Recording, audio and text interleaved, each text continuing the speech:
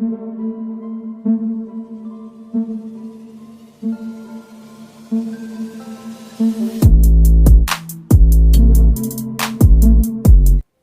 दोस्तों, scary story official में आप सबका स्वागत है।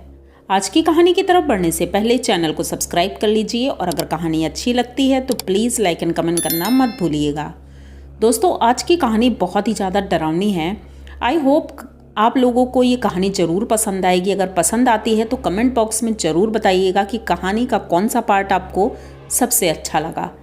तो कहानी शुरू करते हैं। कहानी है किशोरी लाल जी की। किशोरी लाल जी गांव में रहते हैं और वो एक तांगा चलाते हैं और तांगा वो रेलवे स्टेशन से ले करके 2 गांव आगे तक चलाते हैं, जो कि उनका गांव बीच में पड़ता है, उससे 2 गांव आगे तक चलाते हैं। रात के लगभग 11 साढ़े 11 बजे लास्ट सवारी लेते हैं और उसके बाद वो सीधे घर जाते हैं। ये इनका रोज का रूटीन है, जिसकी वजह से इनका घर चल पाता है। घर में पूरा परिवार है, बच्चे हैं, बीबी है और माँ बाप हैं।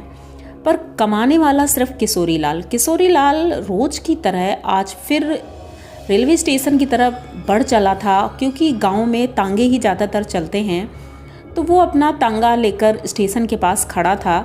तो वहाँ कुछ लोग बातें कर रहे थे और कह रहे थे कि उस हवेली के पास आज फिर एक लाश मिली है। पता नहीं किसकी है, लेकिन कोई अनजान व्यक्ति है। अब किशोरी लाल भी डर गया था, क्योंकि उसने अपने गांव वालों से सुना था कि रास्ते में एक हवेली है, उस हवेली के पास से कभी भी रात को मत गुजरना, क्योंकि वहाँ पर एक चुड़ैल है जो कि वहाँ घूमती रहती है। उसकी आत्मा वहाँ कि वो महारानी थी या क्या थी, ये कहानी तो नहीं पता है किसी को, लेकिन उसकी आत्मा यहाँ घूमती रहती है।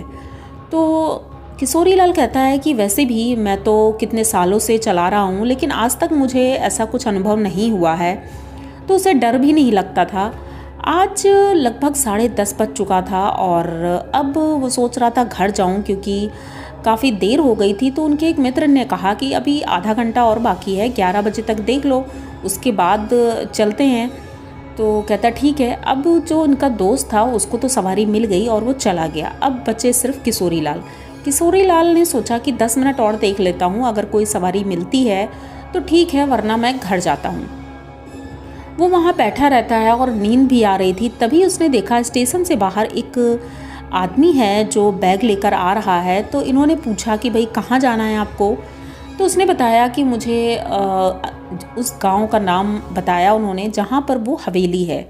जैसे ही उसने ये नाम बताया तो किशोरी लाल थोड़ा डर जाते हैं और वो कहते हैं कि अरे भाई, वहाँ किसके यहाँ घर जाना है आपको। तो कहते हैं कि अरे वो हमारे चाचा का गांव है और वहाँ पर मुझे जाना है। तो कहते चलो ठीक है, वैसे भी मैं कौन सा अंदर जाने वाला हूँ, मैं तो रोड पर ही आपको उतार दूंगा। तो वो कहता हाँ हाँ ठीक है, कोई बात नहीं। अब वो तांगे पर बैठ जाता है और जैसे ही वो हवेली वाले गांव के पास पहुंचता है तो सामने ही वो हवेली दिख रही थी। तो वो कहता है अरे भैया, रात बहुत हो गई है, थोड़ा सा अंदर हमें उतार देंगे, क्योंकि इतने साल पहले मैं आया था और काफ़ी समय से मैं यहाँ मतलब नहीं आया हूँ, इस वजह से रास्ता भी नहीं पता है। तो किशोरी लाल थोड़ा हिचकिचा जाता है और कहता है कि भैया मैं अंदर नहीं जाता हूँ, मैं रोड पर ही गाड़ी अपनी चलाता हूँ। तो वो कहता है अरे थोड़ा पैसे ज़्यादा ले लेना। तो कहता पैसे की बात नहीं है, मैं अंदर नहीं जा सकता हूँ। वो बहुत ज़्यादा रिक्वेस्ट करता है। तो कहता चलो ठीक है, अच्छा मैं थोड़ी दूर ही जाऊँगा, उससे ज़्यादा आगे नहीं जाऊँगा। तो कहता ठीक है। अब ये टांगा अपना मोड़ लेता है और उस कच्चे रास्ते की तरफ चल देता है। वो कच्चा रास्ता था। अब वो हवेली दिख रही थी। हवेली में लाइटें जल रही थी, जबकि लोगों ने कहा था कि यहाँ पर कोई भी नहीं रहता है, तो लाइटें कैसे जल रही हैं। किशोरी लाल ये सोच ही रहा था, तब तक वो आदमी बोला कि भाई ये हवेली तो बहुत अच्छी बनी है, किसकी है, आप क्या जानते हो। तो किशोरी लाल कुछ नहीं बोलता है, वो चुप रहता है और बस उसको वहीं पर उतार देता है। कहता है भैया आप यहीं पर उतर जाओ और मुझे जाना है, क्योंकि बहुत देर हो गई है। अब वो तो उतर कर चल देता है। अब पता नहीं क्या होता है, ये तुरंत अपना तांगा मोड़ता है और अपने गांव की तरफ निकलने लगता है। रोड पर पहुंचता है। अभी थोड़ी दूर ही चला था कि उसे एक औरत दिखाई पड़ती है, वो लिफ्ट मांग रही थी। किशोरी लाल उस औरत को देखते ही समझ जाता है कि ये कोई नॉर्मल औरत नहीं है। उसने लाल जोड़ा पहन रखा था, घूंघट मार रखा था। इतनी रात में भला कोई औरत कैसे लिफ्ट मांगेगी। यही सोच करके किशोरी लाल थोड़ा सा डर जाता है। उसने सोचा था कि अब मैं कोई लिफ्ट नहीं दूंगा, कुछ भी हो जाए। इसका घोड़ा बिदकने लगा था तो इसने कहा कि कुछ तो गड़बड़ है। ये चाबुक उठाता है और घोड़े को मारता है और बस जल्दी चलने के लिए उससे कहता है, क्योंकि घोड़ा इसकी बातें बहुत मानता था, इसलिए वो चल देता है, जबकि वो भी शायद डरा हुआ था। अब वो औरत पीछे ही रह गई थी। अब किशोरी लाल सोचता है कि चलो ठीक है, मैं अब आगे निकल आया हूँ, कोई दिक्कत नहीं है। जैसे ही एक मील आगे पहुँचा था, अचानक से वही औरत रास्ते में खड़ी है और दोबारा से लिफ्ट मांग रही है। ये देख करके किशोरी लाल बहुत ज़्यादा डर जाता है और वो समझ जाता है कि ये कोई औरत नहीं है, क्योंकि इतनी जल्दी कोई औरत चलकर यहाँ तक कैसे आ जाएगी। ये अपने घोड़े को बस चाबुक मारता रहता है और उसे भगाने की कोशिश करता है। अब वो काफ़ी आगे आ गया था। उसने सोचा कि अब गांव यहाँ से ज़्यादा दूर नहीं है, तो बस अब मैं पहुँच जाऊँगा। अब ये औरत कहीं दिखी नहीं, तो ये थोड़ा रिलैक्स हुआ और तांगे को अब आराम से चला रहा था। चला ही रहा था, अचानक से इसको महसूस हुआ कि तांगे में बहुत ज़्यादा जैसे वजन हो गया है, पीछे कोई सवारी है ऐसा लग रहा था। अब ये पीछे मुड़कर देखता है, पीछे वही औरत बैठी हुई है और अजीब तरह से गुनगुना रही है। ये सुन करके किशोरी लाल एकदम सुन्न पड़ जाता है। उसके हाथों से चाबुक छूट जाता है। घोड़ा इधर उधर भागने लगता है, क्योंकि जानवरों को वैसे भी समझ में आ जाता है सब कुछ। अचानक से तांगे का एक पहिया निकल जाता है और तांगा डिसबैलेंस होकर के एक तरफ गिर जाता है। अब जब वो तांगे से नीचे गिरा था तो उसने देखा कि वो औरत वहीं एक किनारे खड़ी है और हंस रही है। ये देख करके तांगे वाला अब वहीं पर आंख बंद करके चुपचाप लेट जाता है, क्योंकि सोचता है भाग तो मैं सकता नहीं हूँ, अब जो भी होगा देखा जाएगा। लेटा रहता है। वो सोचता है कि अगर मैं मरा हुआ समझ करके मुझे ये छोड़कर चली जाएगी तो मैं बच सकता हूँ। वो चुपचाप लेटा रहता है। थोड़ी देर बाद वो औरत उसके कान के पास आकर कुछ बोलती है, जो कि किशोरी लाल को समझ में नहीं आता है किस भाषा में बोल रही थी। वो बोल करके चली जाती है। अब किशोरी लाल थोड़ी देर बाद उठता है और वहाँ से अपने घोड़े का वो पकड़ लेता है और रस्सी पकड़कर उसकी चल देता है। गांव की तरफ जा रहा था और अचानक से ऐसा लगा जैसे उसकी पीठ पर कोई पैर मार रहा है। जब वो पीछे मुड़कर देखता है तो घोड़े के ऊपर वही औरत बैठी रहती है। अब ये घोड़ा छोड़ करके भागना शुरू करता है। घोड़ा उसके पीछे भाग रहा था और वो आगे आगे भाग रहा था।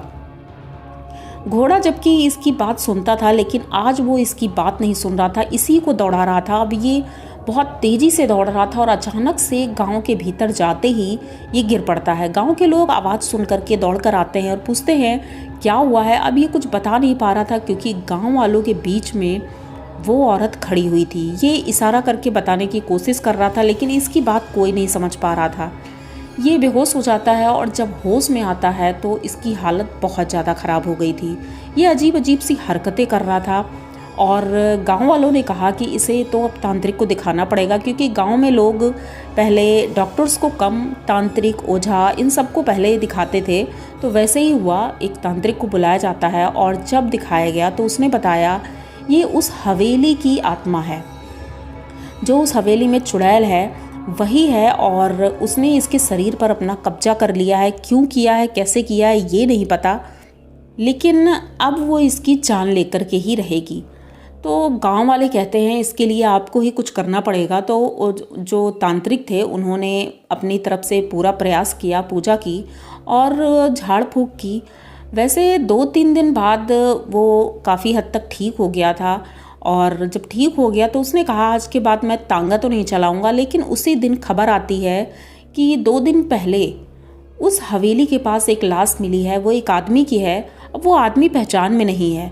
तो किशोरी लाल कहता है मुझे उस आदमी को देखना है। गांव वाले मना करते हैं, लेकिन किशोरी लाल वहाँ जाता है, उस आदमी को देखता है तो चौंक जाता है, क्योंकि ये वही आदमी है जिसे छोड़ने के लिए किशोरी लाल वहाँ गया था। तब उसे पता चलता है कि गांव के लोगों ने कहा है कि उस हवेली के आसपास भी अगर रात में कोई गया तो वो चुड़ैल उसके पीछे लग जाती है और उसे जिंदा नहीं छोड़ती है। हाँ, तुम बच गए, लेकिन वो आदमी मारा गया। ये सुन करके किशोरी लाल बहुत ज़्यादा डर गया था कि ये तो बहुत ही ज़्यादा खतरनाक आत्मा है जो कि जिंदा नहीं छोड़ती है। ये आज भी सोच करके वो डरता है और उसने रात को तांगा चलाना बिल्कुल बंद कर दिया।